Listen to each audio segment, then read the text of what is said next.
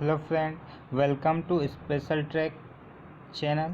यदि आपने अभी तक हमारे चैनल को सब्सक्राइब नहीं किया तो सब्सक्राइब कर लीजिए, क्योंकि फिटर ट्रेड से रिलेटेड आपको वीडियो इस चैनल पे मिलते रहते हैं। दोस्तों, आज हम बात करने वाले हैं हेड स्टॉक। हेड स्टॉक क्या कार्य करता है, इसमें गियर लगे रहते हैं, वो कैसे कार्य करते हैं, इनकी सारी पूरी डिटेल निकालेंगे। ओके दोस्तों, हम बात करने वाले हेड स्टॉक के बारे में। हेड स्टॉक का क्या कार्य रहता है? हेड स्टॉक का कार्य रहता है मोटर से पावर को स्पिंडल तक ट्रांसफ़र करना। यहाँ पर एक मोटर लगी रहेगी जो कि रोटेट करेगी। इस मोटर के पावर को स्पिंडल तक लाना और इसे रोटेट करना, जिससे हमारी जॉब पर होने वाली क्रियाएं ऑपरेशन कंप्लीट किया जा सके। ठीक है, एक कार्य रहा। दूसरा कार्य क्या रहता है, इसमें बहुत सारे गियर लगे रहते हैं जिसको स्लाइडिंग मूवमेंट करके स्पीड को चेंज करना रहता है, स्पीड बढ़ाना रहता है या घटाना रहता है।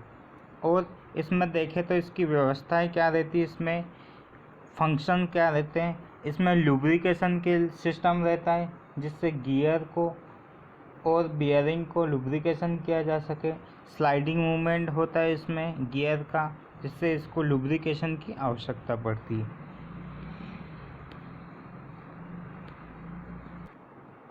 Friends, headstock two type का होता है, आल गियर हेड स्टॉक और कोन पुल्ली हेड स्टॉक। आपके सामने जो दिख रहा है वो आल गियर्ड हेड स्टॉक है, जिसमें सारे फंक्शन ऑटोमेटिक रूप से लीवर या बटन के द्वारा ऑपरेट किया जा सकता है।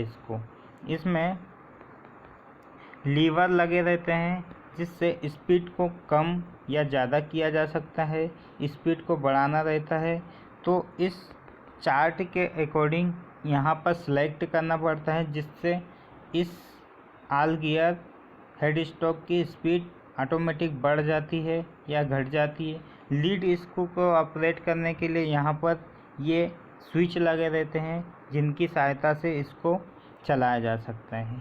ठीक है, अब बात करते हैं इसके अंदर क्या रहता है, इसके गियर किस टाइप के रहते हैं, सारी चीज़ें। ऑल गियर्ड हेड स्टॉक में अंदर इस तरह की कुछ व्यवस्था रहती है जिसमें गियर को इस टाइप से लगाया जाता है। यहाँ पर है ये स्पिंडल है। ठीक है, स्पिंडल यहाँ पे हम चक लगाएंगे। ठीक है, यहाँ पे इसका स्पिंडल है, स्पिंडल शाफ्ट है जिस पे कुछ गियर लगे हुए हैं। ये इंटरमीडिएट शाफ्ट है जिस पे गियर लगाए जाते हैं जो स्लाइडिंग मूवमेंट करके इसकी स्पीड को रिड्यूस या इंक्रीज़ करेंगे। और ये शाफ्ट है मेन शाफ्ट, स्पिंडल शाफ्ट, जिससे मोटर वी बेल्ट के द्वारा कनेक्ट रहेगी, जिससे पावर आगे इंटरमीडिएट शाफ्ट से मेन चक वाले स्पिंडल पर आएगा। ठीक है दोस्तों, इस टॉपिक से आल गियर से एग्ज़ाम में कुछ ज़्यादा नहीं पूछा जाता, बिकॉज इसमें हर ऑपरेशन ऑटोमेटिक या लीवर या बटन के द्वारा ऑपरेट रहता है। तो इसमें कुछ एग्ज़ाम में पूछने वाली ज़्यादा सामग्री या उपयोगी कुछ ऐसा मिलता नहीं है जिससे एग्ज़ाम कुछ पूछे। सेकंड आता है जो कोन पुल्ली, उससे एग्ज़ाम कुछ ज़्यादा पूछा जाता है। ये दोस्तों कोन पुल्ली टाइप हेड स्टॉक। ठीक है, इसमें 3 पुलियाँ रहती है जिससे पावर को स्पाइंडल या स्पिंडल शाफ्ट तक ट्रांसफ़र किया जाता है। ठीक है दोस्तों, देखते हैं इसमें पावर किस प्रकार ट्रांसफ़र किया जाता है। यहाँ पर एक मोटर लगी रहती है जिसमें ये पुल्ली से वी बेल्ट द्वारा पावर को इस स्पिंडल शाफ्ट पे ट्रांसफ़र किया जाता है, जिसमें 4 गियर लगे हैं, 1 2 3 4। ये गियर से हमको अलग अलग डिफरेंट टाइप की स्पीड प्राप्त होती है। ठीक है, दोस्तों अभी बात कर लेते हैं कि स्पीड गियर से कैसे प्राप्त करते। दोस्तों यदि ड्रिवन गियर छोटा रहेगा और ड्राइवर गियर बड़ा रहेगा, यह ड्रिवन गियर रहा, यह ड्राइवर गियर रहा। ओके, यहाँ इस पर बेल्ट लगाया, यह ड्रिवन गियर है। यदि ये छोटा है, ड्राइवर गियर है, तो स्पीड कम होगी, क्योंकि जब ये एक राउंड लगाएगा तब ये हाफ राउंड लगाएगा या हाफ से कम राउंड लगाएगा। ठीक है, इस कंडीशन में स्पीड हमको कम प्राप्त होगी। सेकंड बात करते हैं, यदि ड्रिवन गियर बड़ा रहे और ड्राइवर गियर छोटा रहे, ये तो इसमें स्पीड हमको बढ़ेगी। स्पीड क्यों बढ़ जाएगी?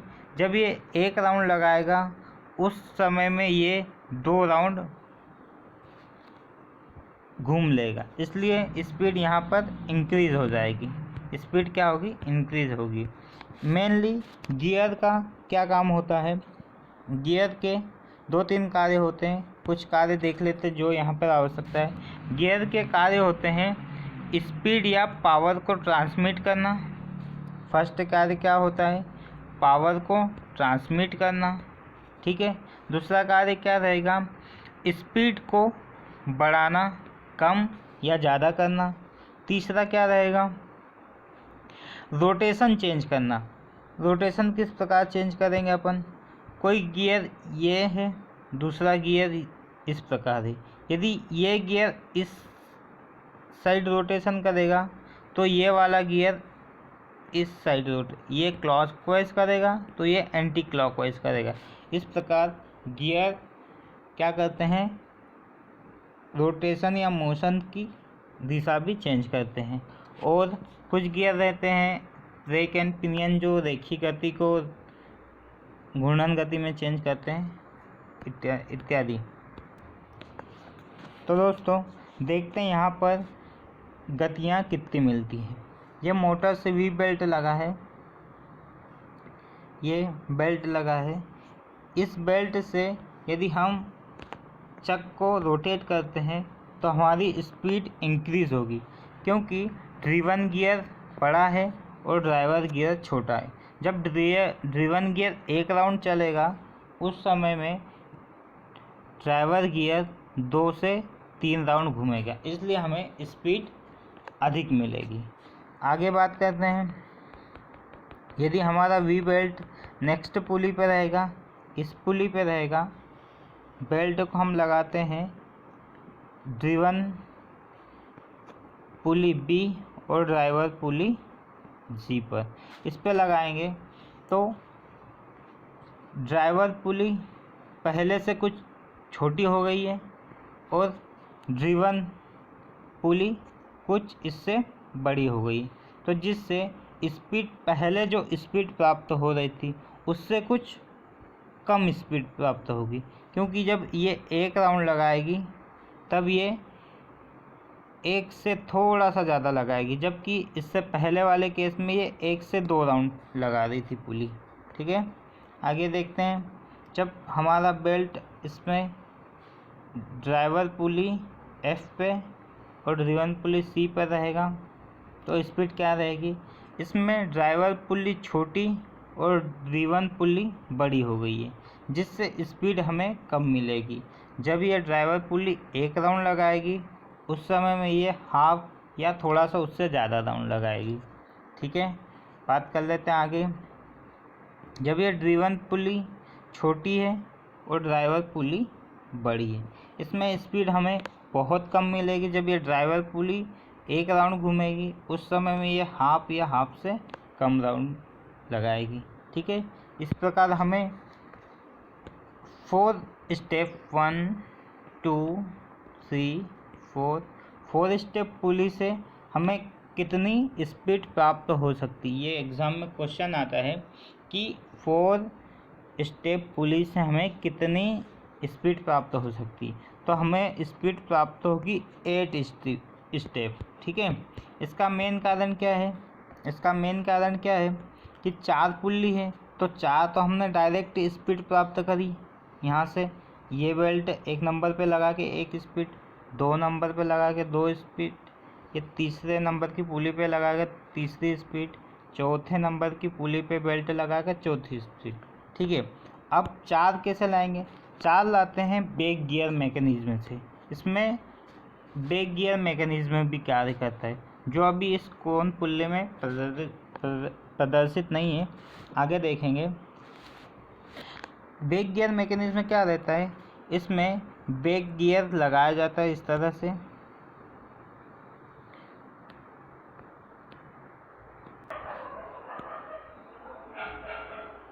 यहाँ पर ये ड्राइवर शाफ्ट है, ये ड्रिवन, यहाँ पर चक लगा। ये है बुल गियर, इसमें लगा है एक कौन पुली, सेकंड कौन पुली, थर्ड कौन पुली, फोर्थ कौन पुली। ठीक है, यहाँ से इधर लगा है बैक गियर मैकेनिज्म। इसमें भी 4 पुलियाँ हैं, फर्स्ट छोटी, इससे बड़ी, और ऐसे 4 पुलियाँ। इसमें एक एग्ज़ाम में क्वेश्चन आता है कि बुल गियर में जो पिन की वे रहती है, की पिन रहती है, वो बैक गियर मैकेनिज्म में ओपन रहती है या क्लोज रहती है? तो अभी बुल गियर, ये वाला बुल गियर रहता है, इसमें ये इधर बियरिंग से लगे रहते हैं, जिससे इस कोन पुल्ली को स्पिंडल या चक को टच या कनेक्ट करने के लिए इसमें हम एक पिन को अटैच करते हैं, जिससे बुल गियर और ये कोन पुली अटैच हो जाती है, जिससे पुल्ली से हमें रोटेशन चक तक प्राप्त होता है। इस रोटेशन को हटाने के लिए हम यहाँ से पिन को निकाल देते हैं, जिससे बुल गियर अलग और ये पुल्ली अलग हो जाती है। फिर हमें यह रोटेशन बैक गियर मैकेनिज्म से मिलता है। ठीक है, तो बैक गियर मैकेनिज्म से कितने रोटेशन मिलते हैं? डायरेक्ट 4 मिलते हैं, और बैक गियर मैकेनिज्म में भी 4 पुल्लियाँ रहती है, तो उससे भी हमें 4 स्पीड प्राप्त होती है। तो इस प्रकार हम बैक गियर मैकेनिज्म से और डायरेक्ट मैकेनिज्म से 8 स्पीड प्राप्त करते हैं। तो अभी तक यदि आपने हमारे चैनल को सब्सक्राइब नहीं किया तो सब्सक्राइब कर लीजिए, और बेल आइकन पर प्रेस कर दीजिए, और लाइक, शेयर और कमेंट्स करिए। Thank you for watching. Tata, bye bye.